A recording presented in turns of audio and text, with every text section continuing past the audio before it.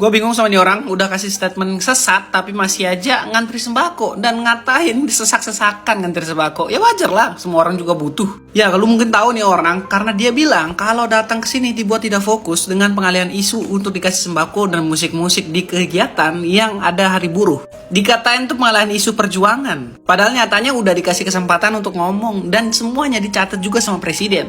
Makanya langsung dikasih bukti tuh sama orang-orang atau netizen yang ada di sana. Tapi pas gua cek riwayatnya, ternyata emang dari dulu nih orang suka buat konten tentang pemerintah atau yang kayak hal-hal yang negatif atau jelek gitu. Apalagi bacanya Tempo. Lu semua pada tahu kan isi Tempo tuh berita apa? Tapi menurut kalian layak nggak nih orang dapetin sembako? Mari kita bahas di next video selanjutnya.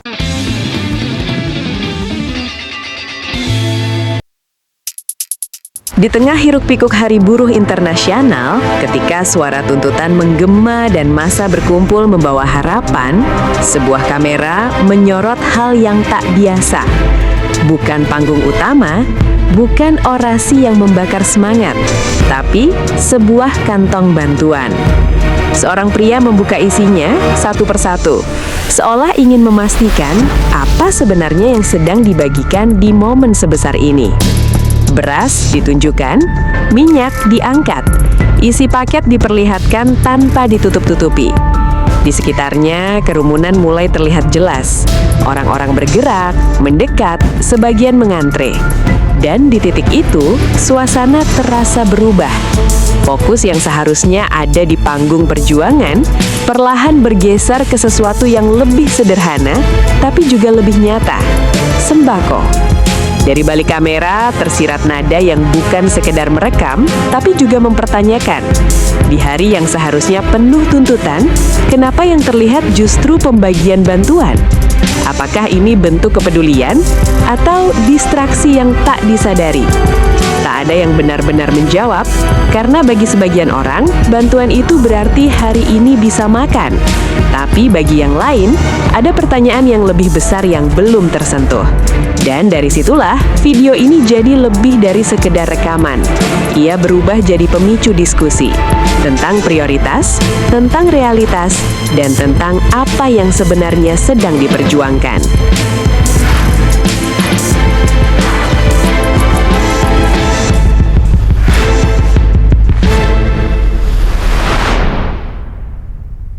Kalian udah nonton belum sebuah konten di akun namanya Alwijo? Mungkin orang lihatnya itu sebuah kritik, tapi sebenarnya itu hanyalah omongan dari seorang anak negeri yang bisa jadi dia gak relate dengan isu yang sedang dia omongin. Jadi dalam video itu, Alwijo ini datanglah ke Monas, lokasi perayaan Hari Buruh, para buruh bersama presiden. Nah, dalam video itu singkat cerita gitu ya, setelah dia ikut ngantri, kemudian dia mereview sembako yang dibagikan kepada para buruh setelah mengantri panjang. Kemudian ada sebuah opini yang menurut aku mungkin dia mikirnya itu kritik, tapi sebenarnya itu adalah sebuah penghinaan yang sangat besar bagi perjuangan dan pergerakan buruh di Indonesia. Jadi dalam opininya dia itu yang ini nih. Dan ya, sembako dan juga hiburan, yaitu musik-musik masih digunakan oleh pemerintah sebagai instrumen untuk mengalihkan isu perjuangan. Jadi orang-orang yang datang ke sini tidak fokus untuk menyuarakan perjuangannya, tapi malah fokus untuk antri sembako, untuk mendengarkan musik, dan lain sebagainya. Saya nggak tahu dia sadar apa enggak, tapi sebenarnya dia sedang meremehkan mentaliti masyarakat Indonesia, para pekerja dan buruh khususnya yang hadir di Monas pada 1 Mei 2026 bersamaan dengan kehadiran presiden. Yang kayak seolah-olah masyarakat Indonesia, para pekerja, buruh, kelas menengah ke bawah, itu mudah banget teralihkan perjuangan, pergerakannya, mudah lupa akan tuntutannya karena sembako, karena musik.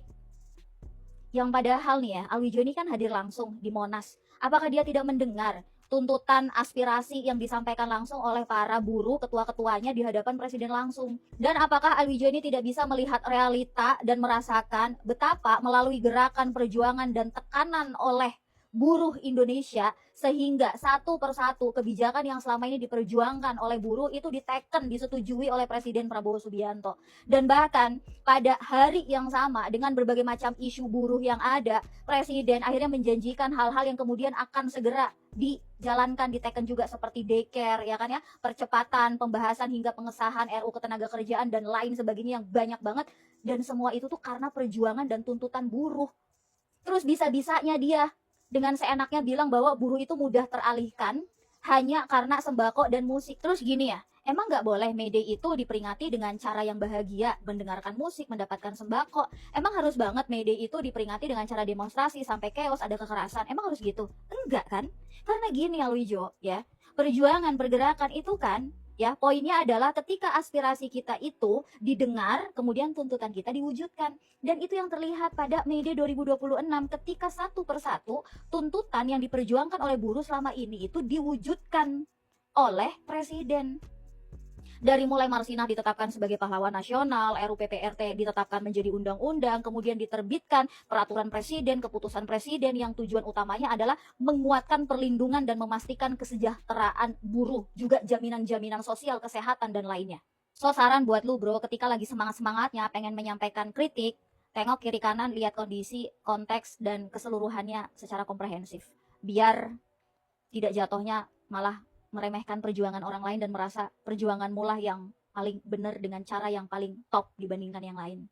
Mari kita rayakan kemenangan buruh di Monas kemarin dengan kepala tegak, bukan dengan narasi yang membuat mereka terlihat kecil. Sekarang saya berada di perayaan Hari Buruh Internasional di Monas dan ini adalah sembako bantuan Istana Kepresidenan yang bakal didapat oleh para demonstran yang turun ke lapangan, ke Monas ini.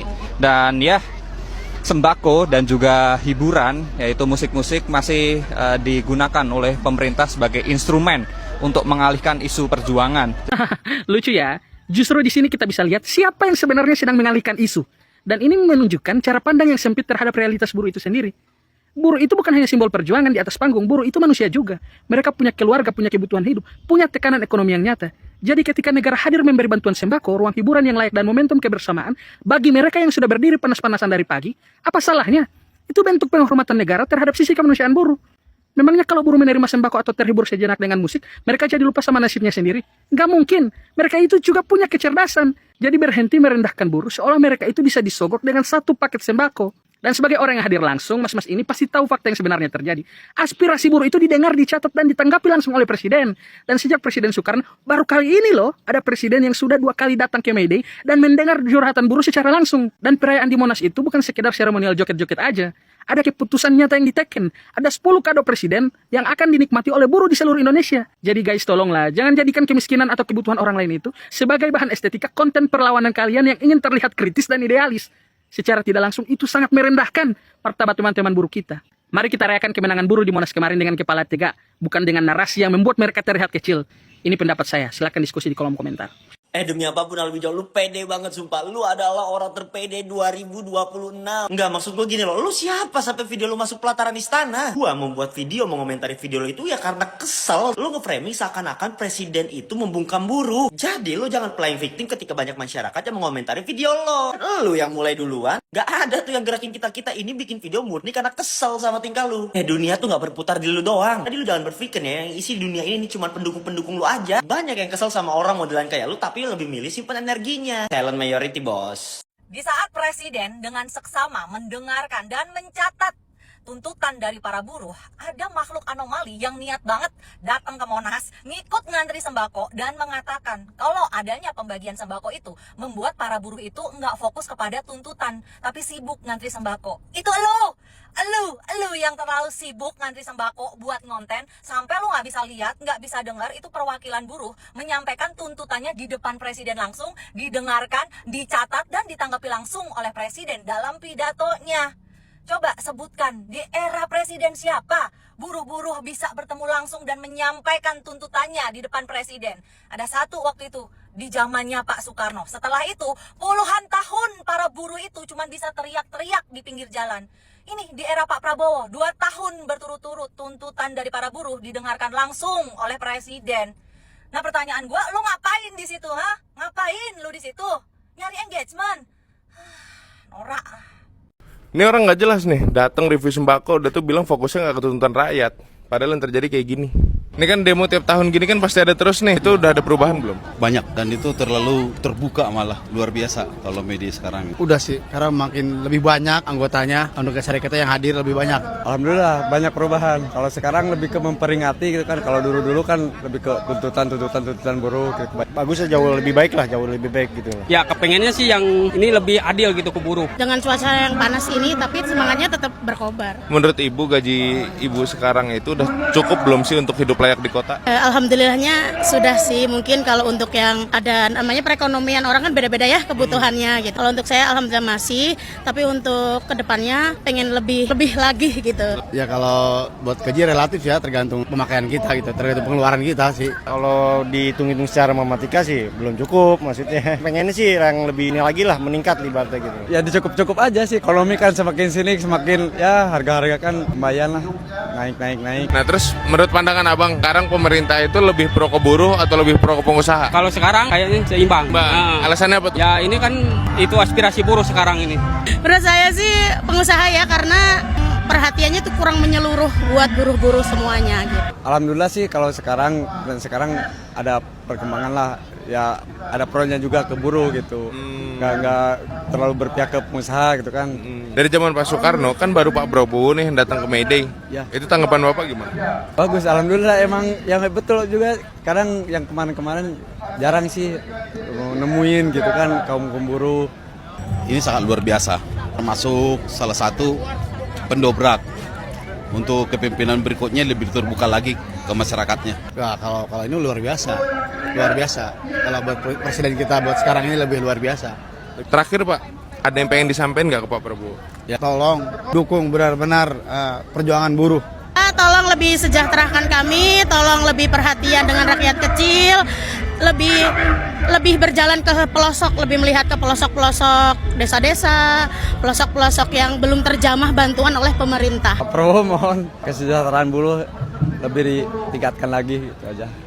Kalian mau lihat nggak manusia yang nggak tahu diri tuh kayak gimana? Ini loh orangnya. Jadi orang-orang yang datang ke sini tidak fokus untuk menyuarakan perjuangannya, tapi malah fokus untuk antri sembako, untuk mendengarkan musik. Masa ya, udah menikmati hiburannya, udah mengambil sembakonya juga, malah bilang ini semua tuh cuma pengalihan isu, biar para buruh tuh nggak fokus sama tuntutannya. Mata lo tuh udah 4 kayak gue ya. Nah ini apa kalau bukan sesi penyampaian tuntutan? Kami membawa 11 isu yang mungkin bisa menjadi aspirasi. Gue yakin ini semua tuh pasti gak sesuai sama ekspektasi lo kan? Dan pasti ekspektasi lo tuh bakal ada demo yang anarkis, ricuh gitu kan? Lo pikir hiburan itu gak penting ya buat buruh? Lo bayangin deh ibu-ibu yang jadi buruh itu capek-capek pulang kerja, mereka masih harus ngurusin anak, ngurusin suami. Dan gue yakin mereka itu pasti juga butuh hiburan lah coy. Dan menurut gue di hari spesial mereka ini, ya mereka layak lah mendapatkan hiburan gratis. Dan gue sendiri sih sebenarnya gak yakin ya kalau lo beneran buruh. Karena yang asli buruh aja mereka sangat-sangat bersyukur loh sama acara kemarin. Nah, hari ini pokoknya sangat-sangat bersyukur ya. Dan banyak-banyak terima kasih sama kepada Kementerian Republik Indonesia